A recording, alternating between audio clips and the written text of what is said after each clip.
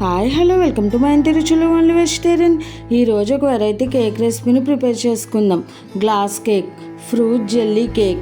ఇది చాలా కలర్ఫుల్గా ఉంటుంది. అలాగే ఫ్రూట్స్ తినని పిల్లలకు ఇలా కేక్ ఇలా చేసి పెడితే చాలా ఇష్టంగా తింటారు, అలాగే ఎంజాయ్ చేస్తూ తింటారు. ఇది చూడటానికే చాలా కలర్ఫుల్గా ఉంటుంది, అలాగే చాలా సింపుల్గా కూడా ప్రిపేర్ చేసేసుకోవచ్చు. ఈ కేక్ మనం కూల్గా తినవచ్చు, చాలా టేస్టీగా ఉంటుంది.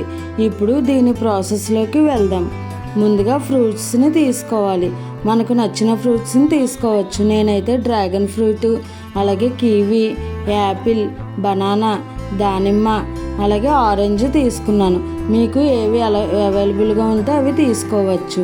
ఇప్పుడు వీటినన్నిటినీ కూడా ఇలా ముక్కలుగా కట్ చేసుకుని పెట్టుకోవాలి. యాపిల్, బనానా నేను సర్వింగ్ చేసేటప్పుడు కట్ చేస్తాను, ఎందుకంటే బ్లాక్ వస్తుంది కాబట్టి. ఇప్పుడు ఇది అగార్ పౌడర్ అని మనకు మార్కెట్లో దొరుకుతుంది. చైనా గ్రాస్ పౌడర్ అన్నా కూడా దొరుకుతుంది. ఇది తెచ్చుకుని మనం ఇప్పుడు ప్రాసెస్ చేసుకోవాలి. ముందుగా ఒక బౌల్లోకి 2 కప్స్ వాటర్ పోసుకోవాలి.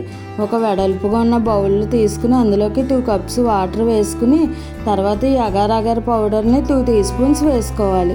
2 టీ స్పూన్స్ పౌడర్కి 2 కప్స్ వాటర్ అయితే సరిపోతుంది. ఇప్పుడు రుచికి సరిపడినంత పంచదారను వేసుకోవాలి. ఎవరి స్వీట్నెస్ని బట్టి వాళ్ళు వేసుకోవచ్చు.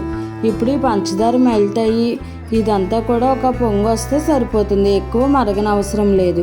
ఇలా మనం ఈ పౌడర్ తెచ్చుకుని చేసుకుంటే చాలా స్పీడ్గా అయిపోతుంది ప్రాసెస్. అదే చైనా గ్రాస్ అయినా చేసుకోవచ్చు, కానీ ఆ గ్రాస్ మనకు మెల్ట్ అయ్యేంత వరకు కలుపుతూ ఉండాలి. ఇప్పుడు ఇలా బాగా మిక్స్ అయ్యి ఒక పొంగు వచ్చిన తర్వాత స్టవ్ ఆపేసుకుని ఇదంతా కూడా చల్లారబెట్టుకోవాలి. మనం వేడిది ఫ్రూట్స్ మీద వేయకూడదు, అందుకని కొద్దిగా మనకు పట్టేటట్టు వీలుగా ఉంటే సరిపోతుంది. ఇప్పుడు ఏదైనా ఒక గ్లాస్ బౌల్ కానీ లేదంటే అల్యూమినియం కానీ స్టీల్ది కానీ ఏదైనా తీసుకోవచ్చు. ఇలా వెడల్పుగా ఉండాలి. దానిని ఒకసారి కడిగి అప్పుడు మనం ప్రాసెస్ మొదలు పెట్టాలి.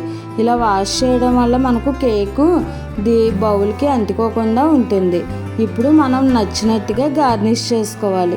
నేను ముందుగా మధ్యలో దానిమ్మ గింజలు వేసి తర్వాత కివీ ఫ్రూట్స్, అలాగే డ్రాగన్ ఫ్రూట్ ముక్కలు పెట్టి తర్వాత ఇదంతా కూడా ఇలా గార్నిష్ చేశాను. మీకు ఎలా నచ్చితే అలా గార్నిష్ చేసుకోవచ్చు. మనం అడుగును పెట్టిన లేయర్ మనకు పై లేయర్గా వస్తుంది, అందుకని అడుగుని ఇలా మనకు నచ్చినట్టుగా గార్నిష్ చేసుకుని తర్వాత మనకు ఎలా అయితే అలా మీ ఇష్టం, మీకు ఎలా వస్తే అలా గార్నిష్ చేసుకోవడమే.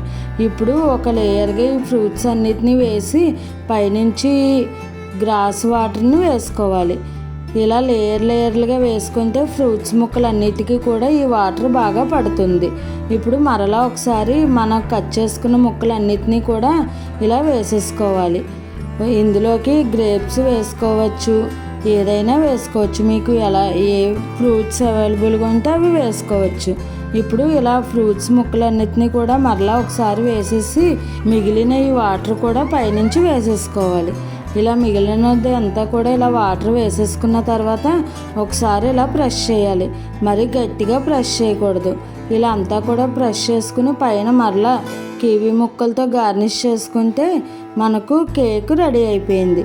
ఇప్పుడు ఈ కేక్ని ఫ్రిడ్జ్లో ఒక 2-3 అవర్స్ మనం డీప్ ఫ్రిడ్జ్లో పెట్టుకుంటే మనకు సెట్ అయిపోతుంది. ఇలా ఈ కేక్ని ఇలా కదలకుండా డీప్ ఫ్రిడ్జ్లో పెట్టేసుకోవాలి. బయట ఉంచుకున్న సెట్ అవుతుంది, కానీ ఫ్రిడ్జ్లో పెట్టుకుంటే చల్లగా బాగుంటుంది. ఇప్పుడు చూసారా, నాకు 3 అవర్స్కి ఇలా కేక్ సెట్ అయిపోయింది. చేతికి కూడా ఏమంటుకోవట్లేదు. చూసారా ఎంత కలర్ఫుల్గా ఉందో.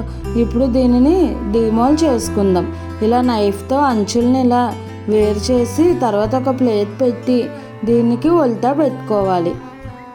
జాగ్రత్తగా ఇలా ఉల్టా పెట్టుకున్న తర్వాత ఒకసారి పైన ట్యాప్ చేస్తే మనకు ఈజీగా ఊడి వచ్చేస్తుంది. చూసారా ఎంత బాగా వచ్చిందో కేకు. చాలా ఈజీగా ప్రిపేర్ చేసుకోవచ్చు. మీకు నచ్చిన ఫ్రూట్స్ వేసుకోవచ్చు. ఇప్పుడు ఈ కేక్ని కట్ చేసి చూద్దాము. పిల్లలు అయితే చాలా ఇష్టంగా తింటారు.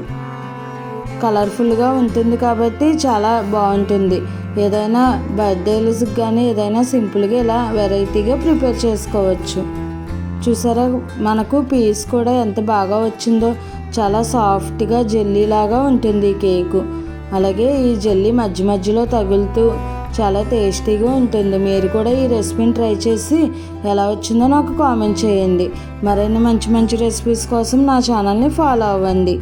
మీకు ఏమైనా వెజిటేరియన్ రెసిపీస్లో వెరైటీగా, హెల్తీగా, సింపుల్గా, టేస్టీగా కావాలి అనుకుంటే నాకు కామెంట్ చేయండి. ఈ రెసిపీ కనుక మీకు నచ్చినట్టయితే లైక్ చేసి, షేర్ చేసి, సబ్స్క్రైబ్ చేసుకుని పక్కన ఉన్న బెల్ ఐకాన్ని క్లిక్ చేయడం మర్చిపోకండి. Thanks for watching.